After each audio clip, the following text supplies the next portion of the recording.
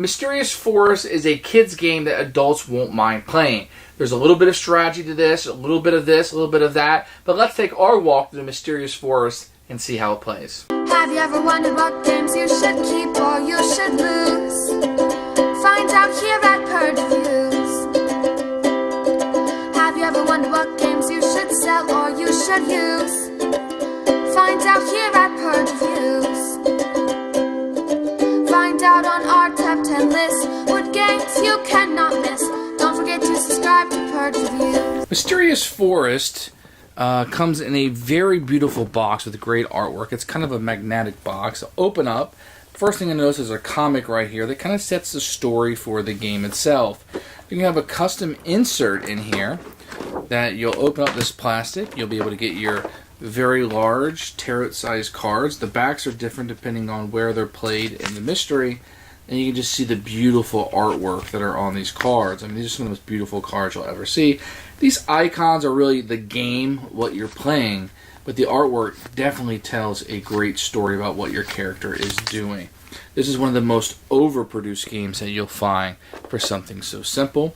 You're going to get one of these great painted miniatures. This thing is just fantastic. It's brightly colored.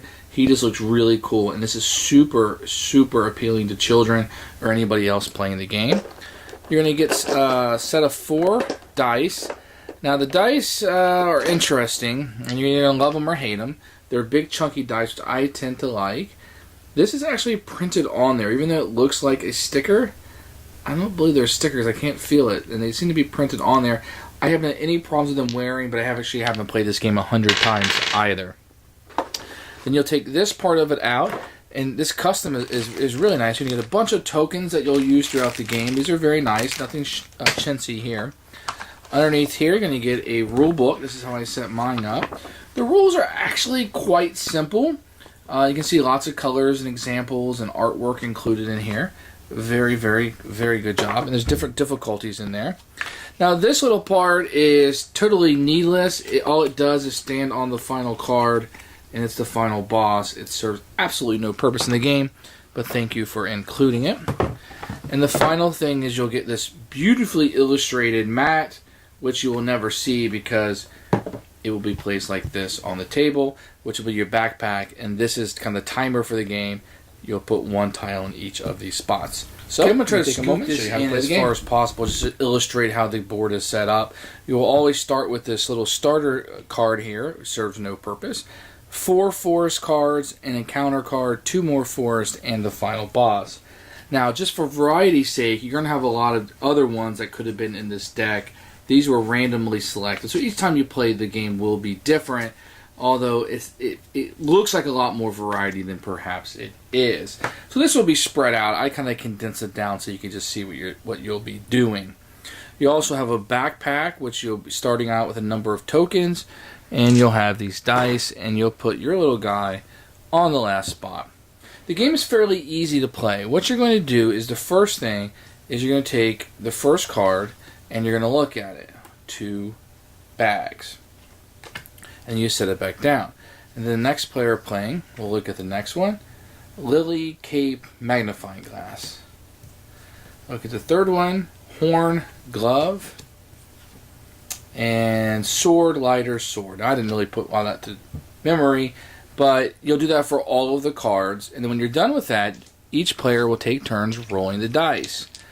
When you roll the dice, you will have 4 of them. You'll be able to choose 2, and you will add them to your backpack from the pack of tokens. And as your backpack fills up, you'll have more and more of these that theoretically you'll be able to use on the cards. So each player would do that, and you roll the dice, you can take 2 of the 4. Once the backpack is full, you're ready to go on your adventure. Then you will turn over each card in turn order. You will take any tokens that you have from here and place it on here. If at any point you go through and you don't have a token you can fulfill because you forgot to get the right planning, then you will lose the game. Now, you can increase the difficulty by including more cards or perhaps getting less of the backpack tokens. But so what you're going to be doing is traveling through here, relying on your memory, what dice you rolled and what chits you're able to get. Now, you will end up with more chits than space in the board in the default game. So it does have a little bit of an error there too. Now most adults will be able to zip through this game fairly easily, but kids will really enjoy this memorization and going through this. And the way I play with my children is that we tell a story as we go through. This is what he's doing, and it can really bring the imagination out. So that's how you play Mysterious Forest. Now this is a kid's game that most parents won't mind playing. There's a little bit of challenge in this, but the challenge is memorizing what the icons are going to be. You're going to like it or you're not going to like it. Now for my family, we tell a story as those cards come up when we're going through it and flipping them over and trying to not memorize them, but play the actual tokens. We tell a little bit of a story as we're going through this Mysterious Forest.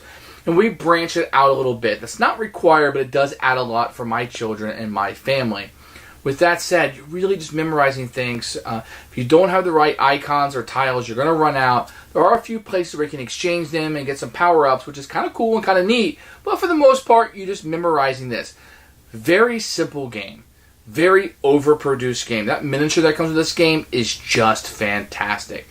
At the end of the day, I'm not sure this game's going to have a huge amount of replayability. It probably doesn't have enough cards in the box already. For a kid, it'll be fine. But if you're trying to get a little bit more out of it, a little bit more storytelling out of it, an expansion with some more cards, but the game is so well produced. The artwork is so beautiful. And there is enough in there to have fun with it. It's just a matter if you're looking to get 50 plays out of it or 8. Because you're probably going to get 8 to 10 out of this box. Although they can be told in different combinations. If you look at this more of a storytelling game than the actual mechanics of it, I think you'll get a little bit more out of it. It probably isn't the greatest children's game that you're ever going to play, but my gosh, it's better than the ones that come with spinners and the rolling moves, right? This is better than the Candylands. You have something different that you're doing. This memorization is a great skill for kids to work with and to have. And if you're homeschooling, if you just want to work on that a little bit and the creativity and the storytelling aspect, this could be a fantastic game.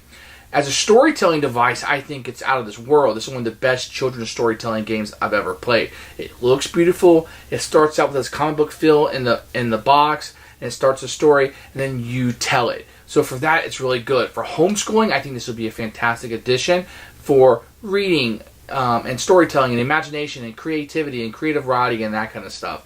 I would even like to see maybe assign our children to write a story using each of the panels as they're playing the game. That'd be really fun to do. So that's Mysterious Forest. I think it's a learning tool. It can be utilized very highly as a game. It's a memorization game, which is cool. And the storytelling elements to me, which not necessarily in the rule book, bring this game to life and allow it to breathe. So I'm going to recommend this one for those that it will attach to. If you don't have kids or don't want to play with kids, and this is one you probably want to skip on by. Thanks for watching the video. I really appreciate you tuning in.